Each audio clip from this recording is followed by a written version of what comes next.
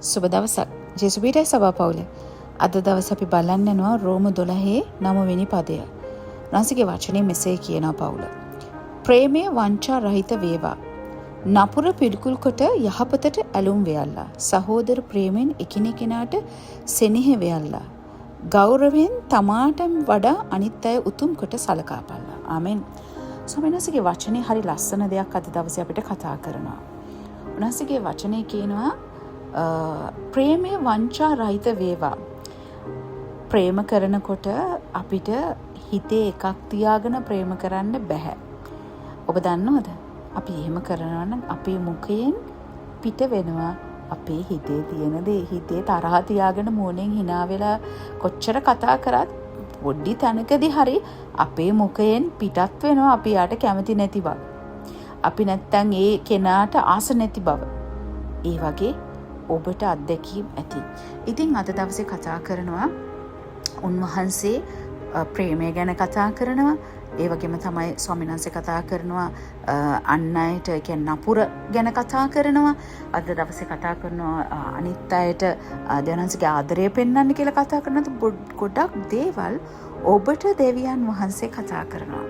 ඉතින් ස්වාමීන් වහන්සේගේ වචනේ කියනවා අද ලෝකේ බොහෝ ප්‍රේම වලට කොන්දේසි තියෙනවා.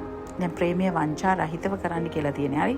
එතකොට ප්‍රේම කරනකොට පවුල අපිට බෑ හිතේ එකක් තියාගෙන ප්‍රේම කරන්න. විශේෂයෙන් දෙවියන් වහන්සේගේ දරුවෝ රඟපාන්න එපා. අපි මේ වචනේ පාවිච්චි කරනවා නම් හොඳයි. රඟපාන්න බෑ අපිට. අපිට එහෙම කරනවා නම් අපි බොරුකාරයෝ. අපි බොරුකාරයෝ. අපි ඇති හැටියට අපි ඇති සැටියට අපි ජීවත් වෙමු. ආමෙන්. අද ලෝකේ බොහෝ දෙනා ප්‍රේමයට කොන්දේසි දාලා තියෙනවා. මට ගෞරව කළොත් මම ගෞරව කරනවා. මට ආදරය කළොත් මම ආදරය කරනවා. එහෙම නැද්ද? එහෙම තමයිනේ. මට ඔයා මේක දුන්නොත් මම ඔයාට මේ දේ කරනවා. මේ ලෝකයේ තියෙන දේවල්. නමුත් ඔබ දන්නවද? ක්‍රිස්තුස් වහන්සේගේ ප්‍රේමය එහෙම නෙමෙයි. ක්‍රිස්තුස් වහන්සේ අපි මොන වගේ සිටියේදී?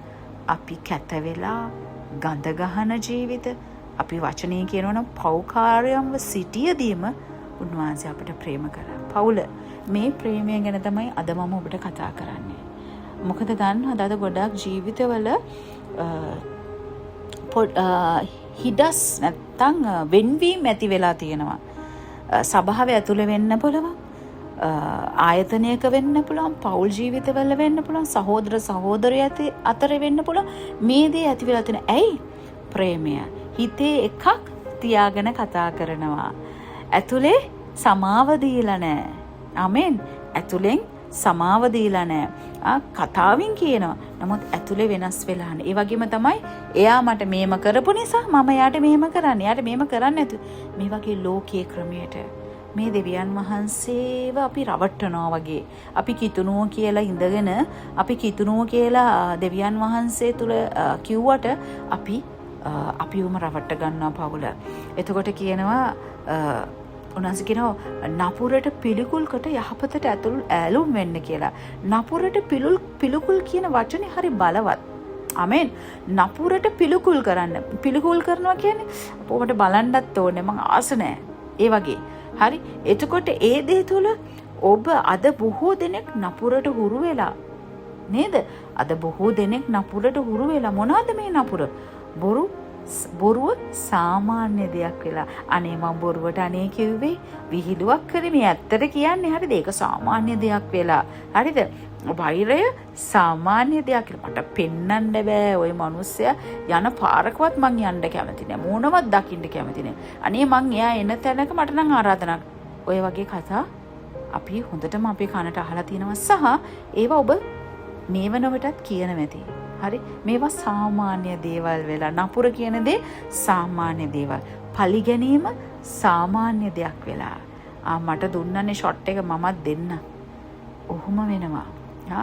ඔය මට ඔය කිසි දේ කරාට තමයි ඔය හොඳ වැඩේ. ඔය විදියට කතා කරනවා. අපිට මේවා හුරු වෙලා සාමාන්‍ය දේවල් වෙලා අපි යේසුස් වහන්සේත් එක්ක යනවා. ජේසුස් වහන්සේත් එක්ක ඉන්නවා. නමුත් අපි වෙනස් වෙලා නෑ නේද? අපි වෙනස් වෙලා නෑ. අද ක්‍රිස්තුස් වහන්සේ මේ කතා කරනවා. නමුත් උන්වහන්සේ කියනවා මෙතන උන්වහන්සේගේ වචනය තුළ අපිට කියනවා නපුරට පිළිකුල් කොට යහපතට ඇලුම් එන්න. ඒ යහපතට ඇලුම් එන්න නම් පවුල ශුද්ධාත්මයන්න් වහන්සේ අපේ හදවත් වෙනස් කරන විට නපුරට ආදරය නොකර එය පිළිකුල් කරන හදවතක් අපට ලැබෙනවා. ශුද්ධාත්මයන්න් වහන්සේ අපිත් එක්ක ඉන්නකොට කවුද? වෙන කවුරුත් නෙවෙයි. ශුද්ධාත්මයන්න් වහන්සේ අපිත් එක්ක ඉන්නකොට අපේ හදවත වෙනස් වෙනවා. නපුරට අපි ආදරය කරන්නේ අර මම කියපු කාරණා 3ට අපි ආදරය කරන්නේ. ඒකට හුරු වෙන්නේ හරි අපි ඒකට පිළිකුල් කරනවා. ඉතින් ඔබට මේ දෙවියන් වහන්සේ කතා කරන්නේ වචනය තුල ඒ වචනයේ එකින් එක පුංචි මේ පද පුංචි කොටස් නපුර ගැන ප්‍රේමය ගැන අපි නපුර එකිනෙකනාගේ සහෝදර ප්‍රේමය ගැන නපුර පිළිකුල් කරන මේ පුංචි දේවල් අරගෙන ගැඹුරෙන් කතා කරනවා. සහෝදර ප්‍රේමෙන් එකිනෙකනාට සෙනෙහ වෙන්න. සබාව පවුලක් ලෙස යාළුවෝ එකිනෙකනව දරාගෙන යන්න. පෞල් ජීවිතය තුළ නෑ මම ඔයාට ඉන්න ඔයා මට ඉන්නවා. දරුවන්ට අම්මා තාත්තා ඉන්නවා. ආමෙන්. මේ දේ තියෙන්න ඕනේ. මේ දේ තිබ්බම හරි ලේසි. අපේ අවස්ථාවට නෙවෙයි, ෂේප් වෙන්න නෙමෙයි, අපේ වාසියට නෙවෙයි. දෙවියන් වහන්සේ තුල සත්‍යතාවයෙන් අපි එකම ස්වාමින් වහන්සේගේ දරුවන්. මගේ වචනය මගේ ස්වභාවයේ අය විතරක් නෙවෙයි ගොඩක් අය අහනවා. ඇයි මේ අහන්නේ? ඇයි අපි මේ YouTube එකට දාලා මේක ගෙනියන්නේ? දෙවියන් වහන්සේගේ වචනේ කවුරු හරි යාලා ශක්තිමත් වෙන්න ඕනේ. කාට හරි මේ වගේ දුර්වලකමක් තියෙනවනේ හැදෙන්න ඕනේ. වචනය තුලින් හැදෙන්න ඕනේ. අපි පිටස්තර වෙන පොත් වලින් නෙමෙයි කතා කරන්නේ. බලයේ වචනේ අරගෙන කතා කරන්නේ. සුද්ධ වචනේ අරගෙන කතා කරන්නේ. එතන කතා කරනකොට ඔබේ යදම්, ඔබේ තිත්තකම, ඔබේ සිතුවිලි, ඔබ පාලනය කරගෙන ඉන්න ඒ නොයෙකුත් දේවල් කැඩෙනවා. සමාව දෙන්න බැරි තැන් කැඩෙනවා. වචනය කියන්නේ දෙමුහත් කඩුවක්. ඒක අපේ ඇට මිදුළු නහරවල් පස්සාරු කරගෙන යන්න තරම් එය අපේ හදවත් වලට කාවැදෙනවා පවුල. ඒ නිසායි වචනය කතා කරන්න කියන්නේ. ඔබ දෙවියන් වහන්සේ තෝරගත්ත මිනිස්සෙක්. ජේසුස් වහන්සේ හැම වෙලෙම බැලුවේ අපිව ප්‍රේමයෙන්, ඉවසිල්ලෙන්, සෙනෙහවන්තකමෙන්. නපුර උන්වහන්සේ පිළිකුල් කරා, පලා දෙව්වා. උන්වහන්සේ කැමති උනේ ආදරය. අපි පෞකාරයන්ව හිටියදීම අපිට ප්‍රේම කර දෙවි කෙනෙක් අපි අදහන්නේ. මේ අද ඔබට දෙවියන් වහන්සේගේ වචනයයි. තදින් අල්ලගන්න.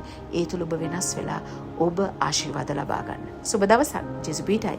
ජේසු ජීවමානයි සභාපවුල.